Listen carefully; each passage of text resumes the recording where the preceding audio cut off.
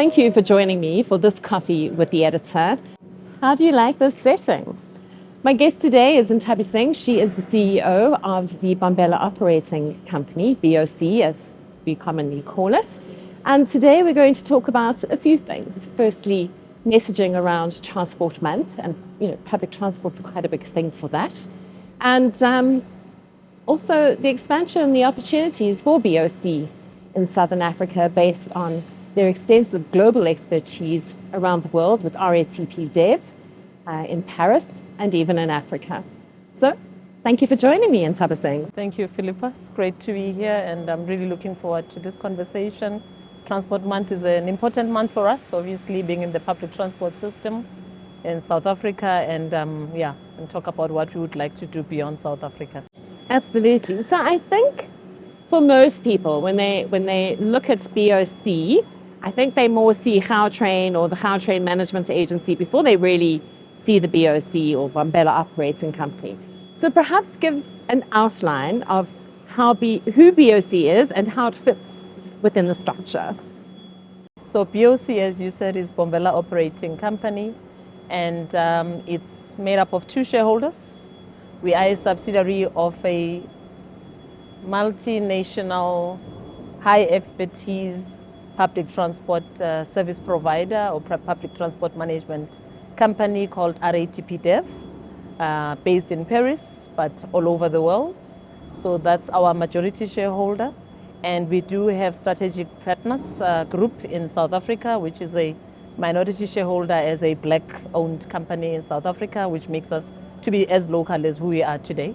So in terms of the bigger scheme, with regards to the Gautrain, yes, as you've said, there's Gautrain Management Agent, which is the government representative in this case, who has a contract with the Bombela concession company that is in charge of the PPP agreement, basically in the whole Gautrain system. And our contract is for operating and maintenance of the Gautrain system, which is between ourselves and the Bombela concession company. So that's where we fit in. We are basically in charge of the operating and maintenance and everything that you see around the movement of the Gautrain system. We are the people that actually do the work in line with the contractual agreements that we have and the obligations that we have between ourselves and the concessionaire, and that's the role that we play. And I suppose essentially that, BOC is a subsidiary of RATP. Yes, we are a subsidiary of RATP Dev. RATP is all over. We are in other African countries as well. Cairo, we're there, like Egypt. Casablanca, we've got operations there. In South Africa, it's mainly the Gautrain, but certainly would like to do far more than this. We do have expertise to localize and be relevant for the countries that we operate in, and that's what makes us proudly South African as Bombela operating company, being a subsidiary of a French organization, RATP Dev. So when we talk about the services of BOC, the operations and the maintenance, talk to me about what that actually entails. So when we say operations and maintenance, so you'll know the Gautrain is a multimodal system actually. As much as we speak mainly about the Gautrain, but there's actually the train, the buses and the midi-buses. So that makes up an integrated transport management system that we are running. So what operating that means is we are responsible for the setting up of the processes and procedures for running the actual trains, the buses, bus operations, the midi-buses, how that all fits in. So the main fleet is the train, but the buses are a feeder. So the buses were mainly really intended to move people from their houses closer to the stations. Okay, those that don't have cars, those that do have cars, obviously they do then drive their cars, park at the stations and take a train to their destination and come back, and that's that. And the midi buses were also initially intended as a feeder system, but we do see more and more people from areas like Marlborough, Alexander using the midi buses as a mode of transport that takes them from point A to point B. So this gives us that kind of integrated multimodal system that touches on various groups of our communities, and that's very important for us. So operations of that, it's really the running of those systems with the resources that we have, all the teams that are driving the trains, driving the buses, are BOC employees. We do have subcontractors like Mega Express for the buses and the midi buses. We've partnered with the taxi associations, which is a good partnership as well, because again, that says, Gautrain is for everyone at the end of the day. We do touch on various parties that play a role in the economy of the Gauteng province. And the maintenance part of it, I mean, as you can see here behind us is the maintenance workshop. Every night we've got engineering hours that starts from 10 p.m. to 4 a.m. in the morning. So that's when the service is not running, because you would know that the service doesn't run 24 hours. So in that time when the service is not running, like that, you cannot take a train as a passenger, those trains are being maintained in this workshop. Checked, everything is in order, preventative maintenance, check condition, everything ready to go in the next day. And as well as major work that needs to be done, which is scheduled work that would have to be done. We are in charge of that, but also we do have a partner, which is Bombela Maintenance Company, which is a subsidiary of Alstom Group, that does bring then the expertise of managing the rolling stock and everything that goes with it, the track and all. Beyond that, at the stations, we do have customer services people that are customer facing. Very proud of those people, because it's them that determine whether the next person is going to come and use the train, or whether we're going to get repeat sales from the passengers that are coming through. So at the stations, we've got then the customer services, customer facing people, but most importantly, security. Safety is a very key aspect of what we want to be known for as the Gautrain and as the operator and maintainer of the Gautrain.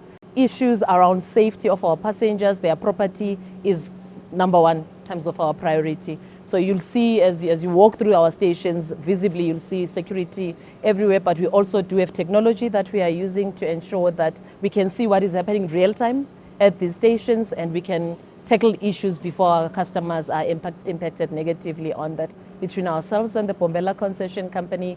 And this contract comes with very stringent key performance indicators. So the key performance indicators actually cover all the areas that I've said we touch. So it covers your punctuality, your reliability of the fleet. If you take the Gautrain, definitely you want to make sure that you leave at the time you intended to leave and you get to your destination when you intended to get to your destination. Cleanliness of the stations is one of the KPIs as well. Safety of our passengers and safety of their property is a key performance indicator that we are measured on. In terms of buses, bus driver behavior, we measured on that. How the bus drivers actually conduct themselves, that is also measured. In total, we've got about 23 KPIs, key performance indicators on this contract, beyond just normal day-to-day objectives and targets that we set for ourselves, because our focus is also not just on meeting these KPIs, but on making sure that the customer experience will enable this customer coming back and using this system, and will ensure that this customer is able to tell someone else that go and use this train. So we go beyond achieving these KPIs, and KPIs are very stringent.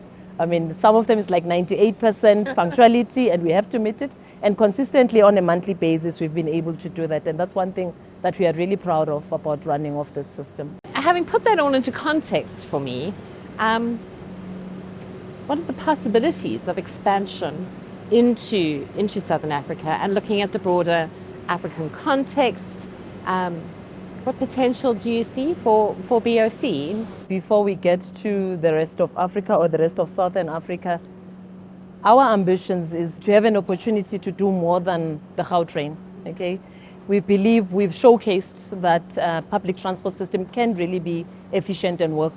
We think we are a good example of that. We would like to play a key role in the improvement of the overall public transport system in South Africa. As you've said, we are part of a group, an international group, RATP Dev, that enables us to leverage on the skills and expertise that we can get from that group and be able to implement them even on systems that could be slightly different to what the Gautrain is. Because today the Gautrain is what it is, but this is not the only kind of system or kind of operations that we can run. We do have trams, we do have midi buses, we do have buses, we do have anything that you can think of, scooters in other areas that allow for the last mile kind of trip for passengers. So it would be good to find ourselves getting an opportunity to go beyond the Gauteng province, first of all. I mean, we do follow some of the developments that we are hearing about the Limpopo Gauteng link. We would want to participate in something like that and anything else. But beyond that, also bringing on the expertise that we've got from our group, support and help other public transport providers in South Africa. So not just about us getting contracts and doing what we need to do, but what is the value that we can add in giving support and giving advice on what can be done differently with the other authorities in South Africa. So outside of South Africa, we do exist already. We are in Casablanca, we are in Cairo, with our operations that are very well run by our colleagues. So beyond that, we would like to do more. We would like to do more. We would like to be given an opportunity, whether it's BOC, you spoke about BOC, which is an interesting one, because BOC is a localized version of RATP Dev. If you go into Southern Africa, do you go in as BOC? Yeah. Or do you get more familiar with where you're going? So I think what is important for us as RATP, if I were to say that, is to be relevant and be local to the extent that we can be in any location that we go into. And as I say, when I say BOC is a local version of an RATP Dev, is because RATP Dev decided to come into South Africa, but didn't want to exist in South Africa as RATP Dev, but a version of what would make sense to South Africans. Hence the combination or the partnership between RATP Dev and SPG that formed the Bombela Operating Company, which we pride ourselves today as being a level 2 BBBE contributor in South Africa. It means we're doing a lot of things right in terms of skills development, supplier development, enterprise development, community development that talks to this accreditation. So as we move into any country, that's our approach. What makes sense for that country? What makes sense in terms of their culture, their traditions? What would make them feel good? Would they be happy with an RATP Dev Tanzania, or they would rather have whatever the name is that would make sense and will relate to the people in whatever country that we go into? So I think that's one thing that we're quite happy about, that as we go in, we don't want to be seen as a foreign company in a certain country, but we want to be part of that country and really entrench ourselves in that country and align with the practices and how people in that country want to see the service that is being offered to them and how they participate, how they contribute. Because if I look at, for instance, currently our workforce, we, as I say, BBBE rated level 2, but more than that, our employees come from the surrounding areas. No, I was about to say, when you talk about that local flavor and all the rest, you just need to look around here and it's... Yes, they're South Africans. Today, as we sit, I think we are at about 99% South African. The leadership is very representative of South Africa as a country, the demographics of South Africa as a country. So, and this is what we would like to do in any country that we go into. We need to look like the people in that country, to feel like the people in that country, and hence the solutions that we bring are then also very much aligned to the needs of that country. Yes, technical expertise, global expertise, but it needs to be local as much as possible. I think there's been quite a lot of skills development to achieve that very local feel. And I don't know how much time that took. Was there a transition or? When I joined Bombela Operating Company, still at that time, even though there were areas that we still needed to work on, was one of the most transformed companies that I've ever worked with. You can clearly see that there was a clear effort and deliberate actions to make sure that this company progresses to a point where it is a South African company. So at the beginning, there were a number of, even the CEO of the company was a French national. Some of the key roles in the company were occupied by such people. We had people that would come with their expertise from there. And with time, we've seen less and less of that, because as they come through to South Africa, there's a clear, deliberate effort as well to transfer the skills. And we are seeing that with some of the people that we are employing. Our company, we've got about 35% of our employees being youth. So your newly graduated engineers, technicians, all of that, it takes time to train them, for them to be able to do what we expect of them. Yes. And part of it, yes, it's what we do locally, but there's a lot of it as well that we tap on what we can get from our mother company, which is RATP Dev, in making sure that we always up to speed with what we need to do. And I think also the benefit of being a big group is, even if you sit with a workforce, maybe that is that young, maybe with not much of that experience, you are learning as you go, because if there's anything that anyone is faced with that we've never had an opportunity to deal with, there's always someone elsewhere to call and say, this is the problem that we have. Have you ever experienced something like that? How can you help us? And in that process, people are learning. People are growing in that. We do also focus on actual formal qualifications. We do have a bursary scheme that is going on for our own employees. And we've seen the uptake getting better every year as people get into what they would have wanted to do in the first place. So we've moved away from saying you'll only study what is in line with what you do today. Where else can you add value in the company, and can we redirect you to that? And those are some of the things that I think are quite valuable for our employees, because it's not just about us and what we benefit as the company, but what also makes sense for our employees and their career path and their ambitions about where they want to go. Well, teamwork makes the dream work, doesn't it? Yes. Yes. So, in my view, I believe that the Gautrain is a good example of a successful triple P.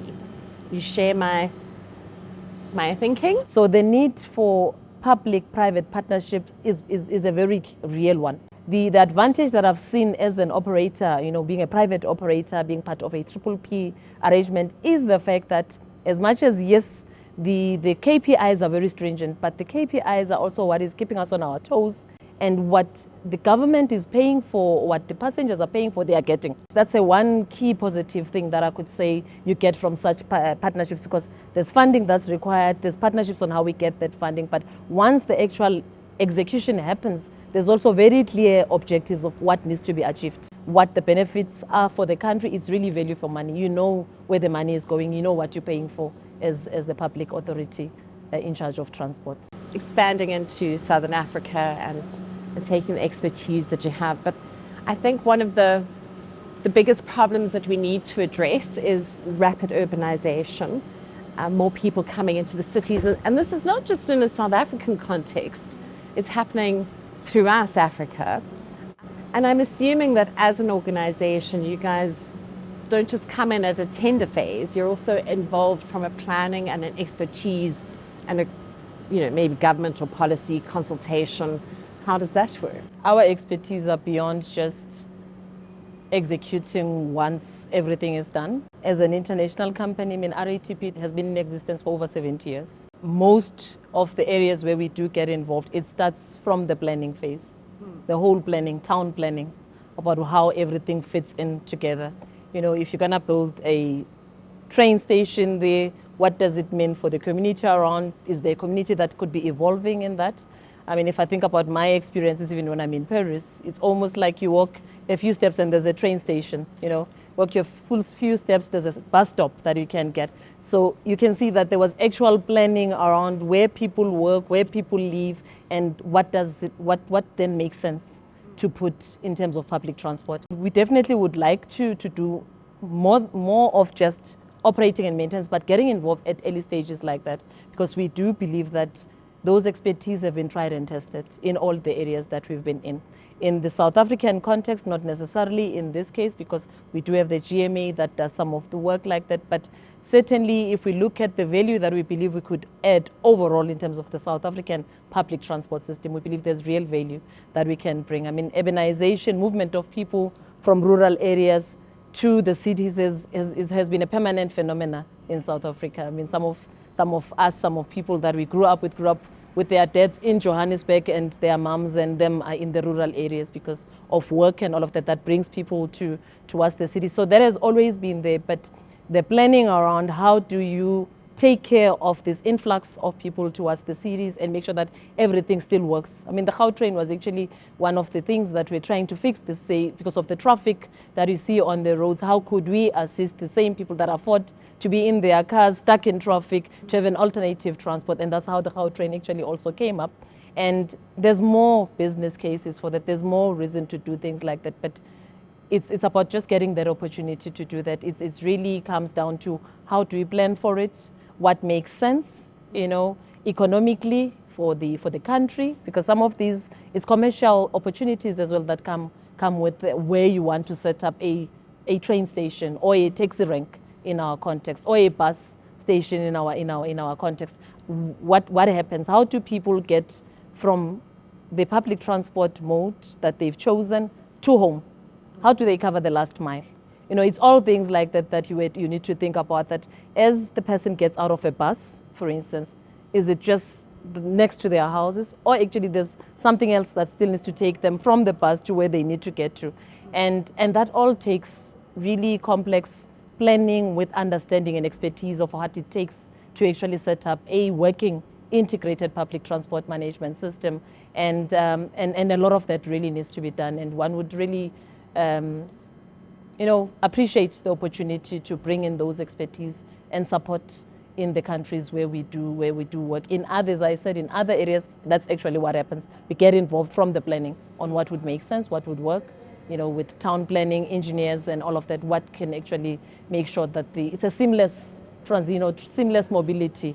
Bringing it back to South Africa and it being Transport Month, what is your view on our public transport systems as they are now? Not necessarily reflecting on the impacts of COVID and all the rest, but the future, how it is now and the future, the potential. Let's focus on potential and hope. Yes, it's no-brainer that our public transport system is not where it's supposed to be. We definitely all have a role to play in making sure that our public transport system actually supports our citizens the way it's supposed to support them. You need some form of transport to move from point A to B. It could be going to work, going to school, going to university, going to an important business trip, traveling. It's all linked to the ability to move and the ability to use reliable, safe public transport system. We actually did a survey through our company, RATP Dev, to check what it is that makes people want to use public transport or not want to use public transport. And safety came out as number one in our context in South Africa, to say the reason why certain groups of people are no longer using public transport is because of safety. So if there's one thing that I would say needs to be looked at, yes, we need to look at our infrastructure, fix it, make sure that it works, prevent the vandalism that we've seen that has really done so badly for our public transport system, put technology in place that also helps to manage that, but most importantly, what is it that we need to do to make our communities feel safe to use public transport? It's much bigger than just Transport Month and what public transport is, but it's how it's all impacting on the livelihood of most of the people in this country. So it would really be good to see a good partnership and good working together as a team from all those that have got the expertise to improve our public transport system. And I think there's a key role to be played by private operators. What is the future outlook for BOC over the next 5 years? It's now 2023. We are in year 13 of our current operating and maintenance contracts. It was for 15 years, and that 15 years comes to an end in March 2026. So loads of priorities, loads of things to be done, but the key priority for us is to ensure that we are ready to respond to the tender process and the procurement process that will be followed for the post-2026 period. Priding ourselves with the work that we've done, the excellent service that we are providing and continue to do, hoping that all of that will really play a big role in what happens regarding post-2026. Our vision is very clear in terms of the Gautrain system. We would like to be here beyond the current contract, and it's important for us as a company first, but more important for our employees as well. We believe we've built a very strong team. Today, that team is 50% male-female, so 50% gender parity, which is great, and we continue to get better at that. Strong leadership that we've put together to lead and manage this company. So one would want to see that continuing, and as we move and we get better with the system, and our customers actually also benefit from whatever improvements that may be coming with the new contract in post-2026. Obviously, the next few months are key for us to look at what could we do better, and there's a lot of ideas that we have about what we could do better, tapping on what we are already doing in other regions and bringing them here, hoping that we are allowed to do that within what will be required by the RFP that is quite imminent. So we're looking forward to that. But beyond just the Gautrain and wanting to be here post-2026, we actively putting plans and actions in place to follow other opportunities in South Africa and outside of South Africa. So 5 years for us from now, for me, it would look different.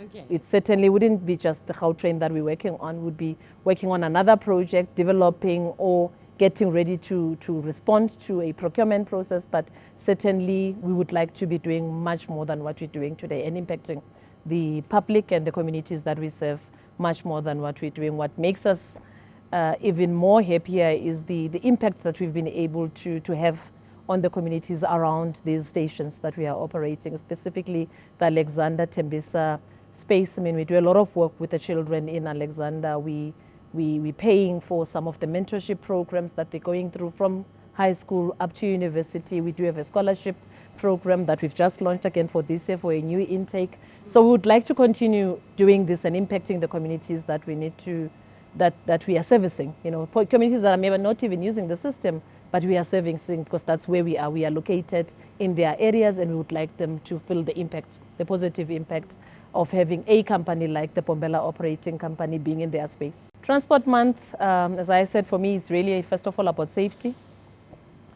as we use public transport. But secondly, it's for me a call for action.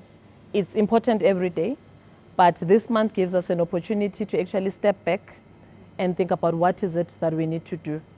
Those of us that do have the resources, do have the expertise to improve the overall public transport system in South Africa. That's what I would say my key message is for all of us that do have a role to play. We need to come together and play that role for the betterment of our economy and the livelihoods of our communities. It's reliable, that's safe, that's affordable in whatever extent that it could be.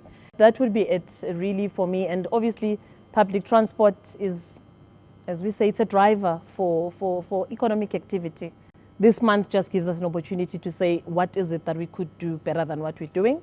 Today we're not where we're supposed to be, and we need to do a lot of things to get there. But let's tap on each other's skills and expertise to get to that end. We all have a role to play, and we are willing to support in whichever way we need to.